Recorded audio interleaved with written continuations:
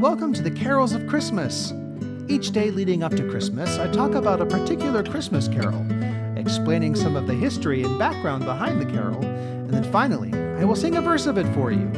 Some will be familiar, and some probably not, but they all point us toward the true reason for the season, our Savior, Jesus Christ. My name is Michael D. Young, and today I'd like to talk about It Came Upon the Midnight Clear. Though this is an immensely popular Christmas song, it doesn't directly mention the birth of Christ. It focuses instead more on the message of the angels on the night of his birth. The author of this text, Edmund Hamilton Sears, wrote the song with a focus of peace on earth, which was the angel's message. He wrote it in the tumultuous time leading up to the U.S. Civil War, when it appeared that peace on earth was nowhere to be found. Sears hailed from Massachusetts and had a degree from Harvard Divinity School. After earning his degree, he was ordained a Unitarian minister and remained in Massachusetts. This carol came out of a time of deep despair in Sears's life, as many wonderful works of art do. He had learned to love poetry from his father on a farm growing up, and so he often turned to it in difficult times. Sears was recovering from a horrible illness and felt despondent about the violent state of the world. He wrote this text and called it the Angel Song, though he likely didn't intend for it to be a carol at first, just a poem. He published it in the Christian Register in 1849. And he had published his first carol, Calm on the Listening Ear of Night, before the Angel's Song, but the second publication proved much more popular than the first. He went on to write and published around 50 other hymns.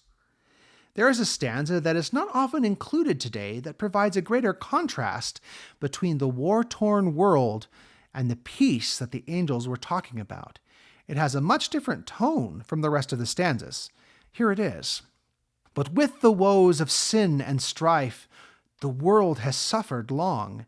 Beneath the angel strain have rolled 2,000 years of wrong. And man at war with man hears not the love song which they bring. O hush the noise, ye men of strife, and hear the angels sing.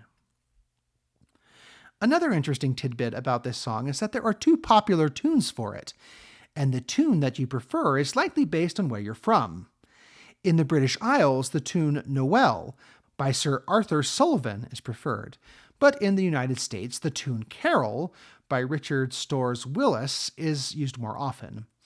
Willis was an organist living in New York who had studied music with Felix Mendelssohn in Germany, but his version of the carol didn't come about until about a decade after the first publication appeared. Whatever tune you sing it to, here is a verse of the heartfelt plea for peace on earth, goodwill to men.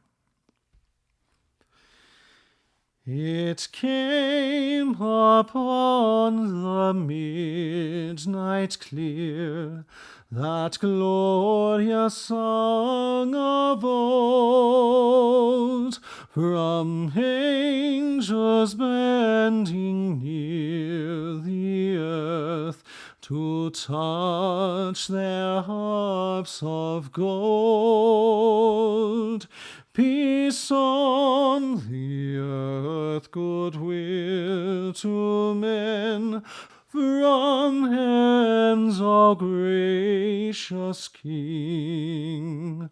The world in solemn stillness lay, to hear the angels sing.